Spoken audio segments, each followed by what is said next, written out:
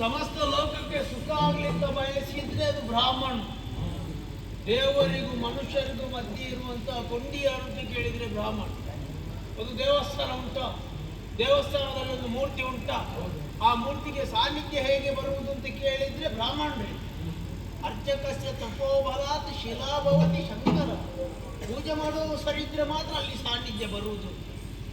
ದೇವರು ಮಂತ್ರಾದಿ, ಮಂತ್ರಗಳು ಬ್ರಾಹ್ಮಣಾದಿ. ಹಾಗಾಗಿ ಮನುಷ್ಯರಾದವರಿಗೆ ದೇವರಿಗೆ ಸಂಪರ್ಕ ಕಲ್ಪಿಸುವಲ್ಲಿ ನಮ್ಮದು ಮಹತ್ವದ ಪಾತ್ರ ಅಂತ. ಲೋಕಕ್ಕೆ ಕ್ಷೇಮವನ್ನು ಬಯಸಿಕೊಂಡು ಯಾಗ ಯಜನಾದಿಗಳನ್ನು ಮಾಡುತ್ತಾ ಇರುವವರು ನಾವು. ಸಂಸಾರದ ವಿಷಯಕ್ಕೆ ಬಂದ್ರೆ ಒಂದು ಮದುವೆ ಆಗಿದೆ. ಹೌದು, ನಿಮ್ಗೆ ಆಗಿದೆ? ನಿಮ್ಗಾಗಿದೆ? ಮದುವೆ ಆಗಬೇಕು. ಸಂಸಾರದ ಸುಖವನ್ನು ಕಾಣಬೇಕು ಅಂತಾದ್ರೆ ಮದುವೆ ಆಗಬೇಕು. ಹೆಂಡತಿ ಅಲ್ಲ, ನನ್ನ ಹೆಂಡತಿಯನ್ನು ದೂರುವುದು ಅಂತಲ್ಲ, ಯಾರಿಗೂ ಸಿಗದೆ ಹೆಂಡತಿ ನನಗೆ ಸಿಕ್ಕಿದ್ದು. ಅವಳು ಎಲ್ಲಿಗೆ ನೋಡ್ತಾಳೆ ಅಂತಲೇ ಗೊತ್ತಾಗಬೇಕು. ಸ್ವಲ್ಪ ಉದಾಸೀನ ಅಂತ. ಹೆಂಡತಿ ಒಳ್ಳೆಯವಳು, ಅದ್ರಿಗೆ ಕೆಲವೊಂದು ವಿಷಯದಲ್ಲಿ ಸ್ವಲ್ಪ ಉದಾಸೀನ ಮಾಡುದು. ಹೆಸರು ಶುಚಿ, ಹೌದೌದು, ಹೆಸರಿಗೆ ಮಾತ್ರ ತದ್ವಿರುದ್ಧ ಅವಳು. ಹೌದು, ಹೇಳುವಷ್ಟೇ ಹೇಳಿದ್ದೆ, ಮತ್ತೆಂತ ಮಾಡುದು ಅಂತ. ಅವಳನ್ನು ಕರೆದು ಮಾತಾಡಿಸ್ಬೇಕು. ಹೇಗೆ ಕರೆಯುದ? ನಿಮಗೆ ಅವಸರ ಆಗುದು, ನನ್ನ ಹೆಂಡತಿಯನ್ನು ಕರೆಯುವುದು. ಕರೆಯ ಇಬ್ಬರು ಕೂಡ ಕರಿತೇನೆ. ಏ ಶುಚಿ, ಶುಚಿ, ಏ ಶುಚಿ, ಎಲ್ಲಿದ್ಯಾ? ಏ ಶುಚಿ, ಶಬ್ದ ಕೇಳಿಸುತ್ತಿಲ್ಲ. ನೋಡಿ, ಹೆಂಡತಿ ಸ್ವಾಮಿ, ಹಾಗೆ ಸರಿ ಹೇಳು. ನೋಡಿ ಎಂತದ್ದು ವಿನಯ, ಎಂತ ಭಕ್ತಿ. ಇದು ಹೆಂಡತಿ. ನೋಡಿ ಸರಿ, ನೋಡಿ. ಒಳ್ಳೆದಾಗಿ, ಶುಭವಾಗಿ, ಒಳ್ಳೆದಾಗಿ. ಸಾಕು ಸಾಕು, ಹೆಚ್ಚು ಮಾಡ್ತಾರೆ. ನನಗೆ ತೋರಿಸದ, ಅದಕ್ಕೆ ಕೆರೆದದ್ದು. ನಿಮಗೆ ಕೆರೆದಲ್ವ? ಕರ್ದದ್ದು ಗೊತ್ತಾಯ್ತಲ್ವ? ಏನ ಎಂತದ್ದಿದೆ? ಅಯ್ಯೋ ಕೂದಲು ನೋಡಿ, ನಿನಗೆ ಅದನ್ನು ಕೂದಲು ಒಂದು ಬಾಚಲಿಕ್ಕೆ ಆಗುದಿಲ್ಲ. ಸರಿ, ಸ್ನಾನ ಮಾಡಿದ್ಯಾ? ಯಾವುದಕ್ಕೆ ಸಮಯ ಸಿಗುದಿಲ್ಲ? ಸ್ನಾನ ಮಾಡಿದ್ಯಾ? ಮೊನ್ನೆ ಮಾಡಿದ್ದೆ. ಮೊನ್ನೆ ಊಟ ಮಾಡಿದ್ಯಾ? ನಿನ್ನೆ ಮಾಡಿದ್ಯಾ? ಇವತ್ತು ಮಾಡಿದ್ಯಾ? ಅದು ನೆನಪಾಗ್ತದೆ ನಿನಗೆ. ಸ್ನಾನ ಮಾಡಿದ್ರೆ ನೆನಪಾಗುದಿಲ್ಲ ನಿನಗೆ. ದಿವಸ ಸ್ನಾನ ಮಾಡಬೇಕು ಅಂತ ಹೇಳಿದಲ್ಲ. ಎಂತದ್ದು ಕೆಲಸ ಮುಗಿಸಿ ಮತ್ತೆ ಮಾಡು ಸ್ನಾನ. ಗೊತ್ತಾಯ್ತಲ್ಲ? ಎಂತ ಮುಖ ನೋಡಿದೆ ಕರ್ತದ್ದು. ಅದಕ್ಕೆ ನಿನ್ನಲ್ಲಿಂದ ಮಾತಾಡು ಅಂತ ಹೇಳಿ ಕರ್ತದ್ದು. ಕುಡಿಲಿಕ್ಕೆ ಸ್ವಲ್ಪ ನೀರ್ತ ಹೋಗು. ಅವಳಿಗೆ ಭಯಭಕ್ತಿ ಉಂಟು ನೋಡಿ. ಆಯ್ತಾಯ್ತು, ಅವಳಿಗೆ ಕೈ ಮುಗಿದಷ್ಟು ಸಾಕಾಗುದಿಲ್ಲ ನೋಡಿ. ಇದು ಹೆಂಡತಿ ಇವರೇ, ಇದು ಹೆಂಡತಿ. ಇಲ್ಲ ಸಾಕ ಏನಾಯ್ತು? ಹೋಗುದಂತ 12 ಅಷ್ಟೇ ಹೋಗುದಿಲ್ಲ. ಏನಾಯ್ತಾ? ನೀರ್ತ ಹೋಗಿ ನೀರ್ತಾ ಆಶೀರ್ವಾದ ಮಾಡಿ. ಎಷ್ಟದಲ್ಲ ಮಾಡಿದಲ್ಲ ಆಶೀರ್ವಾದ ಮಾಡಿ. ಆಶೀರ್ವಾದ ಮಾಡಿದ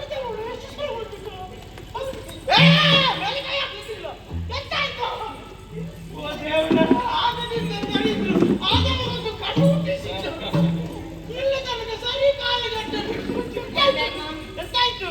ನೀರು ಬೇಕು, ಹೋಗಿ ನೀರ್ತ.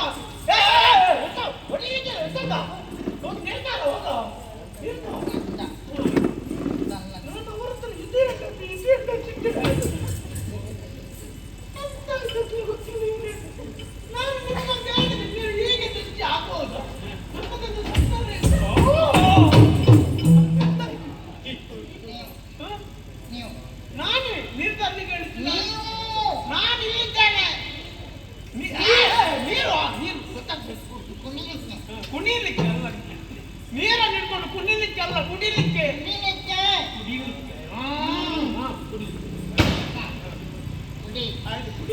ನೀರು ಕುಡಿತೇನೆ.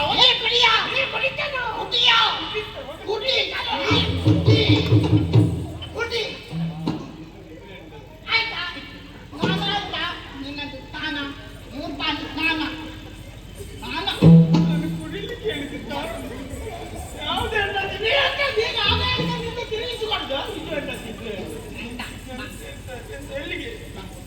ಎಂತಾಯ್ತು ಇವನಿಗೆ? ಎಂತಾಯ್ತು? ಕೂತ್ಕೋ. ಸರಿ ಕೂತ್ಕೋ. ಹೇಳಿ. ಕೂತ್ಕೋ. ಆಯ್ತು. ಹೇಳ. ನೀವು ಹೇಳ. ನನಗೆ ಗುರಿದಲ್ಲಿ ಉಪ್ಪು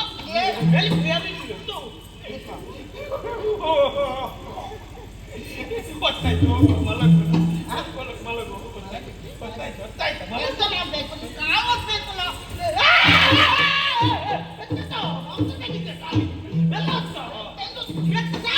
ಸಾಕು ಬೆನ್ನಲೆಲ್ಲ ಬರ ಬಿಟ್ಟುಂಟು.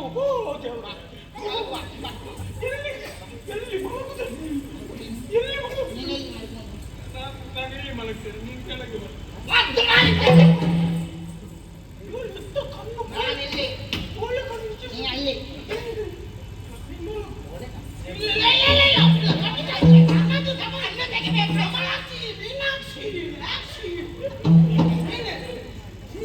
ಬಾಕಿ ಪೋರ ದೈವ ಬೋಂಡ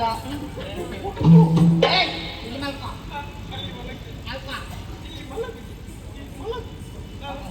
ಕೆಲಸ ಮಾಡ. ನನಗೆ ಅಡಿಗೆ ಮಾಡ್ಬೇಕು.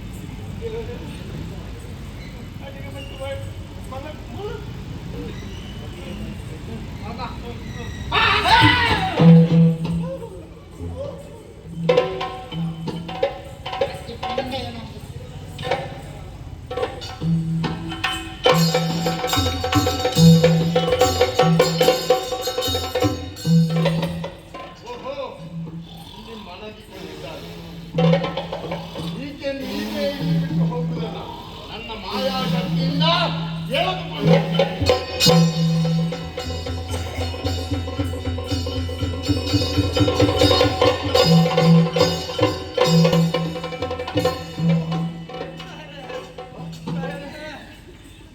ಬ್ರಾಹ್ಮಣೋತ್ತಮರು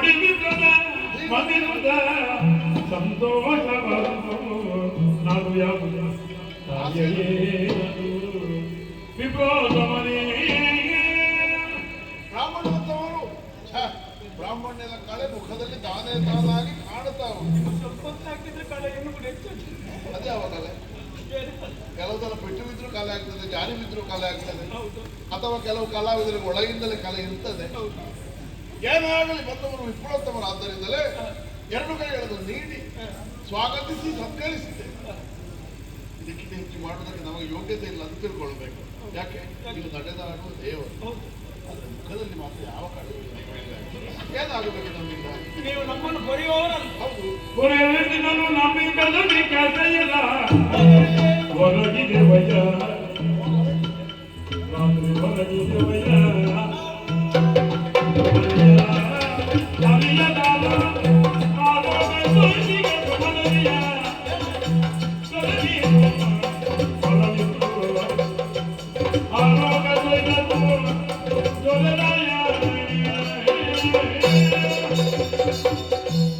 ನಮ್ಮನ್ನು ಬರೆಯುವಂತಹ ಭೂಪತಿ ನೀವು. ಹೌದು, ಬ್ರಾಹ್ಮಣರಿಗೆ ತೊಂದರೆ ಆದರೆ ಎಲ್ಲಿಗೆ ಬರಬೇಕು ಅಂತ ಕೇಳಿದ್ರೆ ಕ್ಷತ್ರಿಯರಲ್ಲಿಗೆ ಬರಬೇಕು. ಹೌದು.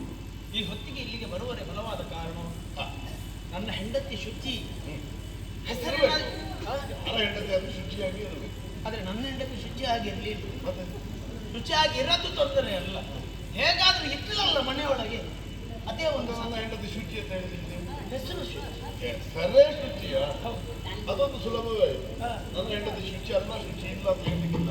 ಹೆಂಡತಿ ಶುಚಿ ಅಲ್ಲ, ಈಗ ನಾನು ಶುಚಿ ಇಲ್ಲ ಅಂತ ಹೇಳ್ಬೇಕಾಗ್ತದೆ. ಅದೇ. ಅವಳು ಇದ್ರೆ ಅಲ್ವಾ ಇದ್ದಾಳೆ ಅಂತ ಹೇಳಿ. ಅಯ್ಯೋ, ಇಲ್ಲದವರ ಕುರಿತಾಗ ಹೇಳಬಾರ್ದು. ಏನು ಮಾಡುವ ದಾಂಪತ್ಯ ಹಾಗಾದದ್ದಲ್ಲ. ನಿನ್ನೆ ಇತ್ತು, ನಿನ್ನೆ ನಿನ್ನೆ ಮಲಗುವಾಗ ಇತ್ತು. ಅಯ್ಯೋ, ಮನುಷ್ಯ ಅವತ್ತು ಹೇಳಿಕ್ಕೆ ಬರುದಿಲ್ಲ. ನಿನ್ನ ಮಲಗುವಾಗ ಇದ್ದಿಲ್ಲ, ಈಗ ಸತ್ತು ಹೋಗ್ತಾಳೆ ಅಂತ ಅಯ್ಯೋ ಹೇಳಿ. ಅಲ್ಲ, ಮಲಗಿದಲ್ಲಿ ಇಲ್ಲ. ಮಲಗಿನಲ್ಲಿ ಇಲ್ಲ. ಹೌದು. ನೀವು ಮಲಗುವಾಗ ತಡ ಆಗಿರಬಹುದು. ಹ. ಎಲ್ಲ ಮನೆಯ ಕಥೆಯೂ ಇದುವೆ. ಗಂಡಸರು ಎಷ್ಟು ಹೊತ್ತು ತಡ ಆಗಿ ಆದ್ರೂ ಹೇಳುವುದಕ್ಕಾಗ್ತದೆ. ಹೆಣ್ಣು ಮಕ್ಕಳು ಎಷ್ಟು ತಡವಾಗಿ ಮಲಗಿದರು, ಬೆಳ್ಳಿ ಮೂಡುವ ಹೊತ್ತಿಗೆ, ಕೋಳಿ ಕೂಗುವ ಹೊತ್ತಿಗೆ ಹೇಳಲೇಬೇಕಾಗ್ತದೆ. ಅವರು ಎದ್ದು ನೀರಿಗೆ ಮತ್ತೊಂದಕ್ಕೆ ಹೋಗಿರುವುದು. ಇಲ್ಲ, ಅವಳು ನಾನು ಎದ್ದು ನೀರು ಹಾಕುವವರೆಗೆ ಅವಳು ಹೇಳುದಿಲ್ಲ. ಅಲ್ಲ, ಅವಳು ಹೇಳಲಿಕ್ಕೆ ನೀರು ಹಾಕುವವರೆಗೆ. ಇವತ್ತೇನಂತ ಗೊತ್ತಿಲ್ಲ. ನಾನು ಹೇಳುವ ಹೊತ್ತಿಗೆ ಅವಳಿಲ್ಲ. ಎಲ್ಲಾ ಕಡೆಯಲ್ಲಿ ಹುಡುಕಿದೆ, ಎಲ್ಲಿಗಾದ್ರೂ ಹೋಗಿದ್ದಾಳ ಎನ್ನುವ ಹಾಗೆ. ಎಲ್ಲಾ ಕಡೆಯಲ್ಲಿ ಹುಡುಕಿದ್ರು ಕೂಡ ನನ್ನ ಹೆಂಡತಿ ಕಾಣ ಸಿಗುವುದಿಲ್ಲ. ಬರೀ ತಿಳ್ಕೊಡ್ಬೇಡಿ. ಹತ್ತಿರ ಎಲ್ಲಿಯಾದರೂ ಕಟ್ಟ ಇಲ್ಲದ ಕೆರೆ ಬಾವಿ ಎಲ್ಲ ಇದ್ರೆ ನೋಡಿಬಿಡಿ. ಅದು ನೋಡಿ ಆಗಿದೆ. ಅಲ್ಲೂ ಇಲ್ಲ. ಬಾವಿಯಲ್ಲಿ ಕೂಡ ಇಲ್ಲ, ಎಲ್ಲಿ ಕೂಡ ಇಲ್ಲ. ನನ್ನ ಹೆಂಡತಿಗೆ ಏನಾಗಿದೆ ಅಂತ ಗೊತ್ತಾಗುದಿಲ್ಲ ಸ್ವಾಮಿ. ಈ ಹೊತ್ತಿಗೆ ನಮಗೆ ಪರಿಹಾರ ಕೊಡಬೇಕಾದವರು ನೀವು ನಮ್ಮನ್ನು ಕೊರೆಯುವವರು. ಸ್ವಾಮಿ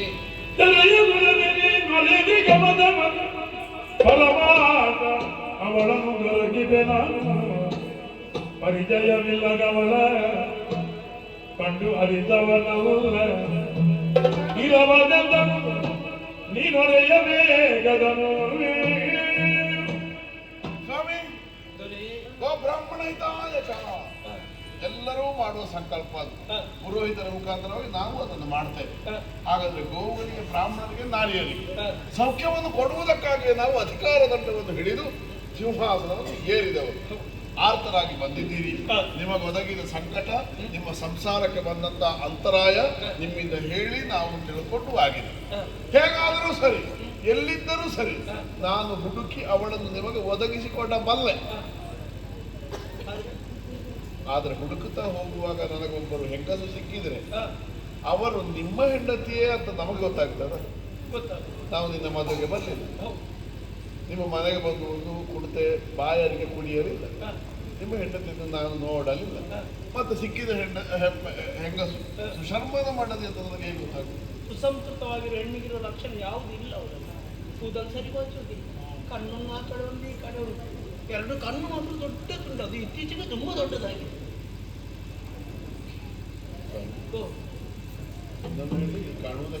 ಕಾಣುವುದಕ್ಕೆ ಕೂದಲೆಲ್ಲ ಸರಿ ಬಾಚುವುದಿಲ್ಲ ಅವರು.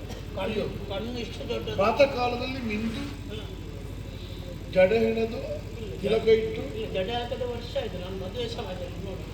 ಹಿಂದೆ ಎಂಥದ್ದು ಇಲ್ಲದು, ಬಿಟ್ಟುಕೊಂಡು ಇರುದು. ಚಂದ ಇದ್ದಾರೆ. ಸುಂದರವಾದ ಗೃಹಿಣಿಯ ಲಕ್ಷಣ ಉಂಟ. ಚಂದ ಎಲ್ಲ ಸರಿಗೆ ತಲೆ ಬಾಚಿದ್ರೆ ಚಂದ ಕಾಣ್ಬೋದು. ಇದು ಯಾವುದು ಸರಿ ಇಲ್ಲದಿದ್ರೆ ಚಂದ. ಮನಸ್ಸಿಗೆ ಇಷ್ಟ ಆಗುವಾಗ ಮಾತಾಡ್ತಾರ? ಅಯ್ಯೋ ಮನಸ್ಸು ಬಿಡಿ, ಓಡಿ ಹೋಗುವಂತ ಮಾತು. ನಿಮ್ಮನ್ನು ಪ್ರೀತಿಯಿಂದ ನಿಮ್ಮಲ್ಲಿ ವ್ಯವಹರಿಸುತ್ತಾರ? ಅಯ್ಯೋ ಪ್ರೀತಿ ಅಂತದ್ದು, ಪ್ರೀತಿಯಿಂದ ಕೊಟ್ಟಿದ್ದಾಳೆ ನನಗೆ. ಈಗಲೂ ಇಲ್ಲಿ ಸ್ವಲ್ಪ ಗೃಹ ಕೃತ್ಯವನ್ನೆಲ್ಲಾದರೂ ಸರಿಯಾಗಿ ಮಾಡ್ತಾರ? ಉಸುತ್ತಾದ್ರೆ ಮಾಡ್ತಾಳೆ, ಎಲ್ಲದಿದ್ರೆ ಇಲ್ಲದ್ರೆ ಮಲಗಿರ್ತಾಳೆ. ಮಲಗಿದ್ದಾಗ ಯಾರು ಮಾಡುದು? ಮತ್ತೆ ನಾನೇ ಮಾಡೋದು. ಅವರು ಮಲಗಿದ್ರೆ ನೀವು ಮಾಡದೇ ಇದ್ದರೆ ಮಧ್ಯಾಹ್ನ ಒಂದು ಸ್ವಲ್ಪ ಊಟ ಮಾಡುವುದಕ್ಕೆ ಇದಿಲ್ಲ. ತಪ್ಪು ತಿಳಿಯದಿಂದ ನಾನೊಂದು ಪ್ರಶ್ನೆ ಕೇಳಬೇಕು. ಸ್ವಭಾವ ಒಳ್ಳೆದಿಲ್ಲ, ಕಾಣುವುದಕ್ಕೆ ಚಂದ ಇಲ್ಲ, ಮನೆ ಕೆಲಸ ಸರಿ ಮಾಡುವುದಿಲ್ಲ.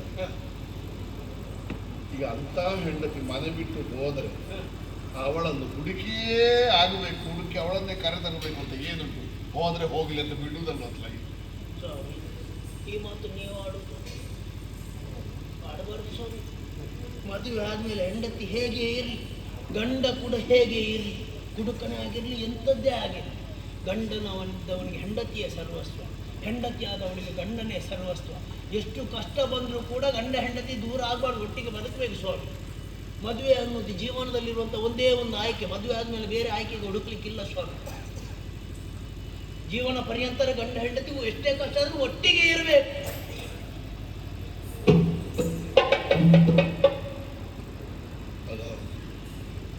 ಮಾನಸಿಕವಾದಂಥ ಯಾವುದೋ ಭಿನ್ನಾಭಿಪ್ರಾಯ ಬಂತು, ಸ್ವಭಾವದಲ್ಲಿ ದೋಷ ಕಂಡಿತು ಅನ್ನುವುದಕ್ಕಾಗಿ ಅಗ್ನಿಸಾಕ್ಷಿಯಾಗಿ ಕೈ ಹಿಡಿದ ಹೆಣ್ಣು ಮಗುವನ್ನು ಎಲ್ಲಿಯೋ ಬಿಟ್ಟು ಬರಬಾರದಲ್ಲ. ಯಾವುದೇ ಆಯ್ಕೆ ಇದ್ರೂ ಮದುವೆಗಿಂತ ಮೊದಲು ಮಾತ್ರ, ಮದುವೆ ಆದ್ಮೇಲೆ ಹುಡುಕ್ಲಿಕ್ಕಿಲ್ಲ. ಅವಸರವಾಗಿ ಮಾತನಾಡಿದೆ, ಮನಸ್ಸಿಗೆ ಬೇಸರ ಇಟ್ಟುಕೊಳ್ಳಬೇಡಿ. ಆ ಹೆಣ್ಣು ಮಗು ಎಲ್ಲಿಯೇ ಇರಲಿ, ಆ ಗೃಹಿಣಿಯನ್ನು ಕರೆತಂದು ಒಪ್ಪಿಸುವ ಭಾರ ನನ್ನ. ಗುರುತಿಸ್ಲಿಕ್ಕೆ ಬೇಕಿದ್ರೆ ನಾನು ಬರ್ತೇನೆ.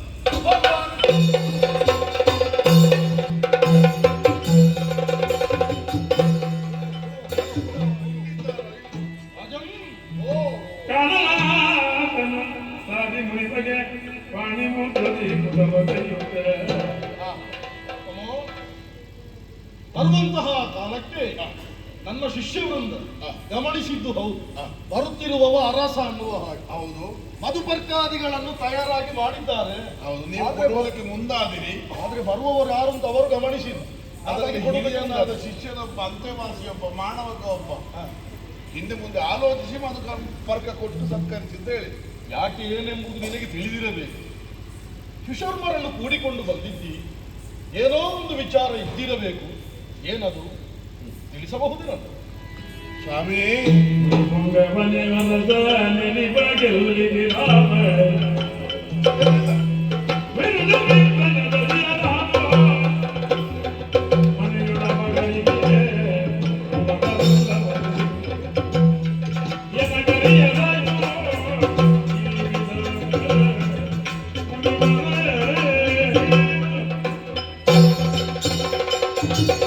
ಮಧುಪರ್ಕವನ್ನು ಕೊಟ್ಟು ಸತ್ಕರಿಸುವುದಕ್ಕೆ ತಾವು ಮುಂದಾದರೂ ಹಿರಿಯ ಶಿಷ್ಯನೊಬ್ಬ ಹಿಂದೆ ಮುಂದೆ ಆಲೋಚಿಸಿ ಸತ್ಕಾರವನ್ನು ಮುಂದುವರಿಸಿ ಅನ್ನುವಾಗ ಸೂಚಿಸಿದ. ಹೌದು.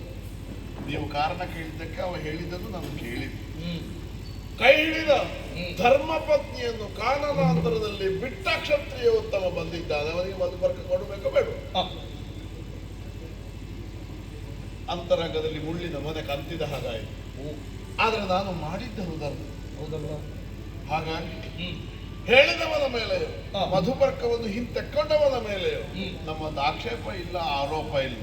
ಅದು ನನಗೆ ಸಲ್ಲಬೇಕಾದ ಸತ್ಕಾರವೇ. ಗೌರವ ಯಾವಾಗ ಯಾರಿಗೆ ಸಿಗಬೇಕು ಆ ಕಾಲಕ್ಕೆ ಸಿಕ್ಕೇ ಸಿಗುತ್ತದೆ. ಗೌರವಾರ್ಹರಾಗಿ ಇದ್ದಾಗ ಗೌರವ ಸಿಗುತ್ತದೆ. ಸತ್ಯವಾದ ಮಾತು.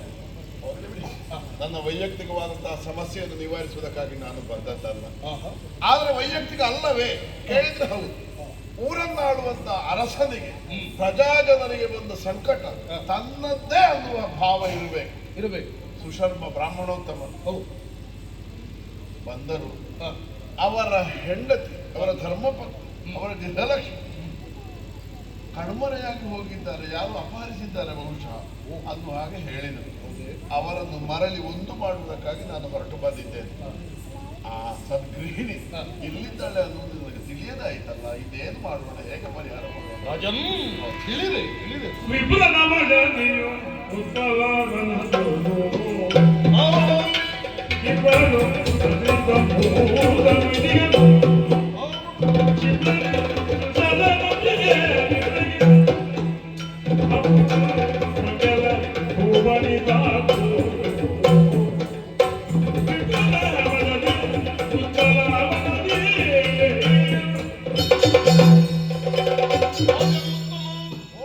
ಅವರಿಗೆ ಒದಗಿದ ಸಂಕಷ್ಟ ತನಗೆ ಒದಗಿದ ಸಂಕಷ್ಟ ಎನ್ನುವ ಹಾಗೆ ಭಾವಿಸಿ ಶಾಂತನಿ ಮುನಿಯ ಬಳಿಗೆ ಬಂದವನಿದ್ದ. ಸಂತೋಷ. ಕಾಡಿನಲ್ಲಿ ಹುಡುಕುತ್ತಾ ಬಂದೆವು. ಅಲ್ಲಿದ್ದಾಳೋ ಅಲ್ಲಿದ್ದಾಳೋ ಆದ್ರೆ ದೊರಕಿದ್ದು ದಿವ್ಯವಾದ ತಪೋನಿಧಿ. ಶುಚಿ ಅವರ ಅರಸ ಎಲ್ಲಿದ್ದಾಳೆ ಅನ್ನುವ ಹಾಗೆ ಆಲೋಚಿಸ್ತಾ ಇತ್ತು. ವಲಾಕಳೆನ್ನುವಂತಹ ರಾಕ್ಷಸ ರಾಜ ಅವರ ಅರಸಿಯನ್ನು ಉತ್ಪಲಾವಣದಲ್ಲಿ ಇರಿಸಿದ್ದಾನೆ. ಹೌದು, ಏನು ತೊಂದರೆ ಆಗಲಿಲ್ಲ.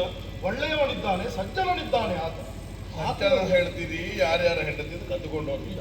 ಅವನಿಗೆ ಏನೋ ಒಂದು ಆಗಬೇಕಾಗಿದೆ. ಅದು ಆದ್ರೆ ಅವನಿಗೆ ನನ್ನ ಹೆಂಡತಿಯೇ ಸಿಕ್ಕಿದ್ದು. ಅದಕ್ಕೆ ಯಾರ ಹೆಂಡತಿ ಆದ್ರೂ ಆಗುದಾಗೆ. ನನ್ನ ಹೆಂಡತಿ ಬೇಡ, ಇನ್ನೊಬ್ಬರ ಹೆಂಡತಿ ಕದ್ದುಕೊಂಡು ಹೋಗ್ಲಿಂದ ಹೇಳಲಿಕ್ಕಾಗ್ತದೆ. ಅವ ಮುಖ ನೋಡ್ಲಿಲ್ಲ. ಉತ್ಪಲ ಅದು ರಾಕ್ಷಸ ಅಲ್ವಾ? ಇಲ್ಲಿ ಮಾಡಬೇಕಾದದ್ದು ಯುದ್ಧ. ಮಾತಿನ ಮುಖೇನವಾಗಿ ಪರಿಹಾರ ಸಿಗಬಹುದು. ಅಲ್ಲ ಆದ್ರೆ ಗುರುಗಳೇ, ಉತ್ಪಲಾವನ ಎಲ್ಲಿ ಉತ್ಪಲಾವನ ನನಗೂ ಗೊತ್ತಿಲ್ಲ. ಭೂಲೋಕದಲ್ಲಿ ಅಲ್ಲ, ಮತ್ತೊಂದು ಕಡೆ ಅಲ್ಲಿಗೆ ಹೋಗುವ ದಾರಿ ಹೇಗೆ? ನಾನು ಮಾನವ ಮಾತ್ರದಾಗ ಅಲ್ಲಿಗೆ ಹೋಗಬಲ್ಲೇನೆ. ಈ ಕಾನನದಲ್ಲಿ ಉತ್ಪಲಾವನ ಹೌದು, ಹತ್ತಿರದಲ್ಲಿ. ಹೌದಾ? ಹೌದು, ವಲಾಕಣುವಂತಹ ದಾನವನಿದ್ದಾನೆ, ರಾಕ್ಷಸ ರಾಜ, ಅದರಲ್ಲಿ ಒಳ್ಳೆಯವನಿದ್ದಾನೆ. ಹತ್ತಿರ ಹೋಗಿ ಅವನಲ್ಲಿ ಮಾತಾಡು. ಅವರ ಅರಸ ಸಿಗ್ತ. ಸಿಕ್ಕಿದಷ್ಟೇ ಸಂತೋಷ ಆಯ್ತು. ನಾವು ಹೋಗಿ ಬರ್ತೇನೆ. ಒಳ್ಳೆಯದು. ಶಿವ ಬನ್ನಿ ಬನ್ನಿ.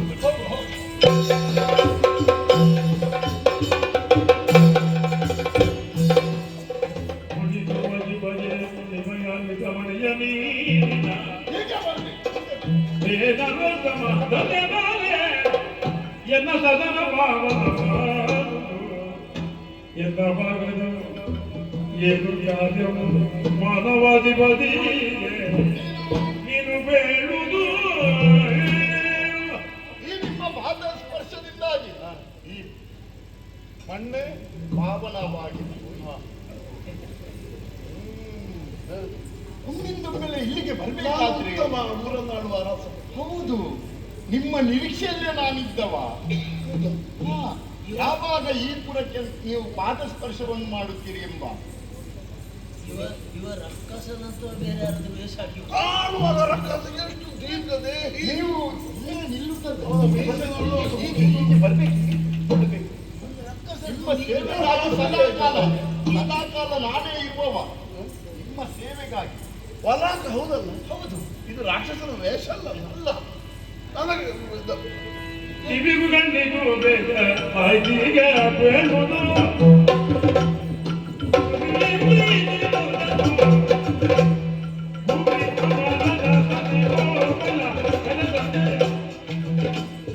ಅದು ಬೇಕಿದ್ದವೇನು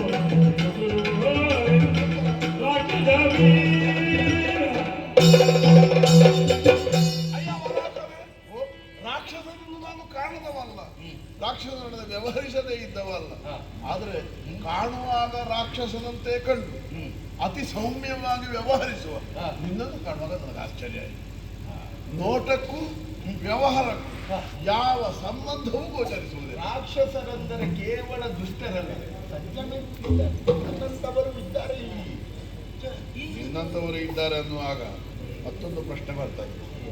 ಈ ಸಾಧು ಮನುಷ್ಯ ಇಷ್ಟೆಲ್ಲ ಒಳ್ಳೆ ಮಾತಾಡ್ತಾನೆ, ಅವನಿಗೆ ನನ್ನ ಹೆಂಡತಿ ಯಾಕೆ? ಅಲ್ಲ, ನಿಮ್ಮನ್ನು ನೋಡುವಾಗ ಅವಳು ಕಟ್ಟಿದ್ದು ಯಾಕೆ? ಏನಾದ್ರೂ ಗೊತ್ತಿಲ್ಲದವರಿಗೆ ಮಾತಾಡಿದ್ದೀರೇ? ಇಲ್ಲಿಗೆ ಬರ್ಬೇಕಂತಲೇ ಇಷ್ಟೆಲ್ಲ ಮಾಡಿ ಇವರ ಹೆಂಡತಿಯನ್ನು ವಶಪಡಿಸಿಕೊಂಡು ಇಲ್ಲಿ ಸೆರೆಯಲ್ಲಿ ಇಟ್ಟಿದೆಯಲ್ಲ. ಹೇಳುವುದು ಒಂದು, ಮಾಡುವುದು ಒಂದು. ಹೇಳುವುದು ಬೇರೆ, ಮಾಡುವುದಕ್ಕೆ ಕಾರಣ ಉಂಟು. ಕಾರಣ ಇದೆ. ಹೌದು, ವಸುದೇವನೇ ನಿಂದು ಕುದುರೆಗೆ ನಿಜವ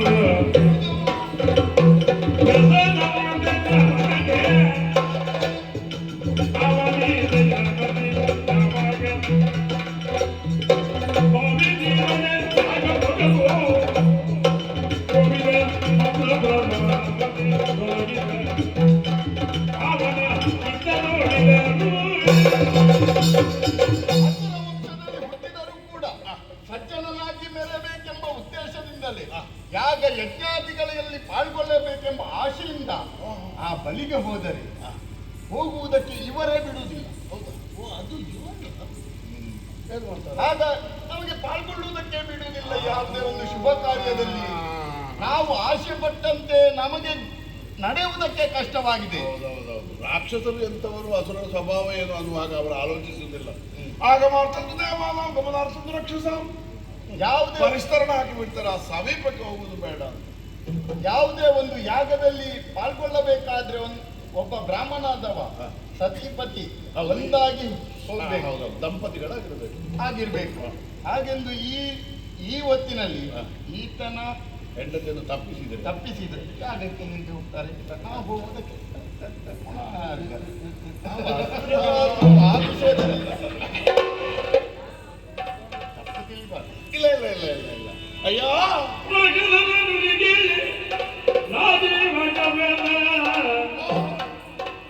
ಸಂತುದನು ಮರೆತು ನೀನು ಸುದ್ದಿಯನ್ನು ತಂದು ಈ ಬುಧನಿಗೆಯಬೇಕು ಇಂದಿನಿಂದಲ ಮಗದವಾಗಿ ನೀನು ಗಂದಿನಿಯುಳು ರಾಜೀವಚನು ಬೆಳೆದಾಗಿ ಅಯ್ಯೋ, ಸೂರ್ಯವಂಶೀಯನಾದಂತಹ ಅರಸ ಉತ್ತಮನಾಡುವ ಮಾತುಗಳನ್ನು ಅವಗಾಹನೆಗೆ ತೆಗೆದುಕೋ. ನೀನವನ ಮಡದಿಯಾದ ಶುಚಿಯನ್ನು ನಿರ್ಮಮಕಾರದಿಂದ ಅವನಿಗೆ ಕೊಟ್ಟೆ ಎಂದಾದರೆ ನಿನ್ನ ಮನಸ್ಸಿನಲ್ಲಿ ಯಾವ ಆಶೆ ಉಂಟು ಅದನ್ನು ಈಡೇರಿಸುವಲ್ಲಿ ನಾನು ವ್ಯವಸ್ಥೆ ಮಾಡ್ತೇನೆ. ಆದಷ್ಟು ಬೇಗನೆ ಬಿಟ್ಟು ಹೆಂಡತಿ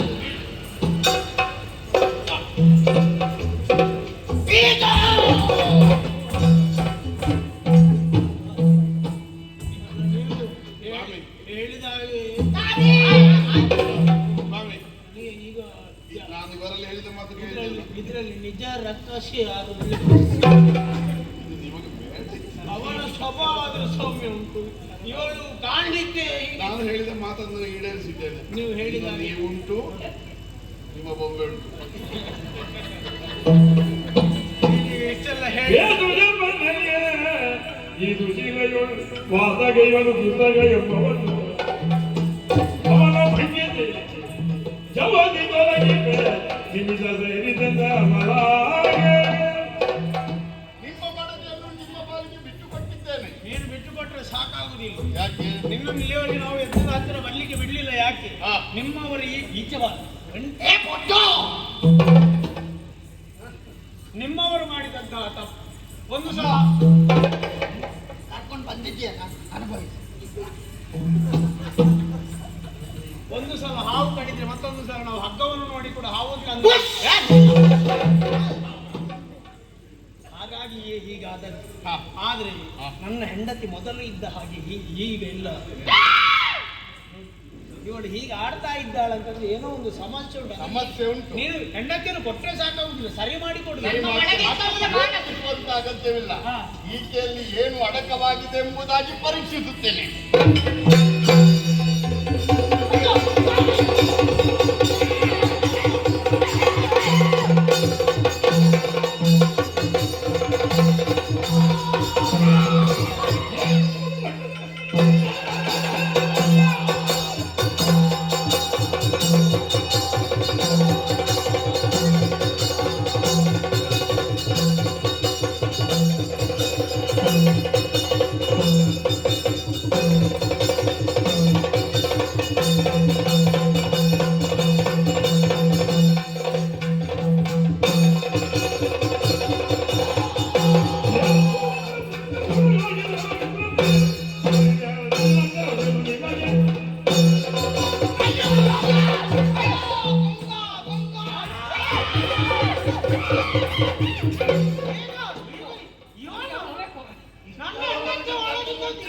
ಅಂತ ಇನ್ನು ಬದುಕಲಿಕ್ಕೆ ಅಡುಗೆ ಮಾಡ್ತೇನೆ. ನಾನು ಅವನ ಒಳಗೆ ಇದ್ದೆನು. ಅದಕ್ಕಾಗಿ ಹೊರಬರಿಸಿದ್ ನಾನು. ಅವನೇ ನನ್ನ ಹೆಂಡತಿಯನ್ನು ಹೀಗೆಲ್ಲ ಮಾಡಿದ್ದವ. ಯಾಕೆ ಸೇರಿದೆ? ಯಾಕೆ? ನನ್ನ ಉದ್ಯೋಗವೇ ಅದೇ. ಎಲ್ಲಿ ಮನೆ ನಾವು ನಿಮಗೆ ಬೇರೆ ಉದ್ಯೋಗ ಇಲ್ವಾ? ಬೇರೆ ಉದ್ಯೋಗ ಇಲ್ಲ. ಯಾಕೆ? ಬ್ರಹ್ಮದೇವ ಕುಳಿತುಕೊಂಡು ಹೋಗ್ಬೇಕು. ಆಗುದಿಲ್ಲ. ನಾನು ಇದನ್ನೇ ಮಾಡುದು. ಹೌದಾ? ನಾನು ಏನು ತಿನ್ನುದು ಗೊತ್ತುಂಟಾ? ಏನು? ಹಲಸು ತಿನ್ನುದು. ಬ್ರಹ್ಮದೇವ ಇದ್ದಂತಾನೆ ಬಂದಂತೆ ಎಲ್ಲಿ ಮಲಿನ ಉಂಟು, ಎಲ್ಲಿ ಮಲಿನ ಮನಸ್ಸಿನವರಿದ್ದಾರೆ ಅವರನ್ನು ಸೇರುವುದು ನನ್ನ ಉದ್ಯೋಗ. ಪಟರ ಕಸ ಎಂದ ಮಂದಿರ ಕೊಟ್ಟಿದ್ದಾನೆ.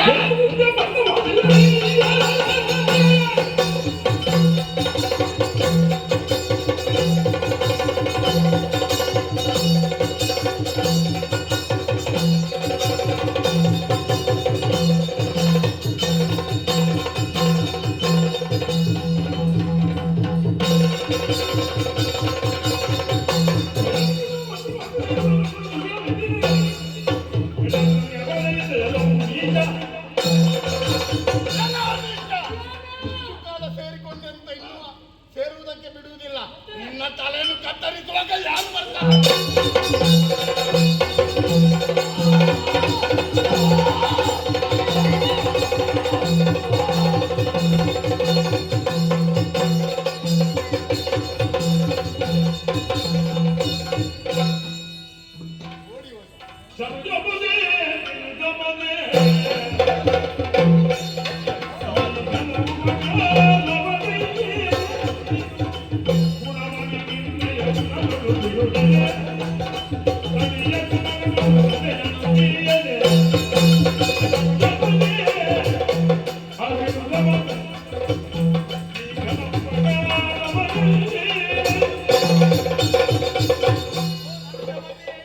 ನೀನು ಎಮ್ಮ ಪಾಲಿಗೆ ಘನ ಉಪಕಾರವನ್ನೇ ಮಾಡಿದವನಿದ್ದೀ.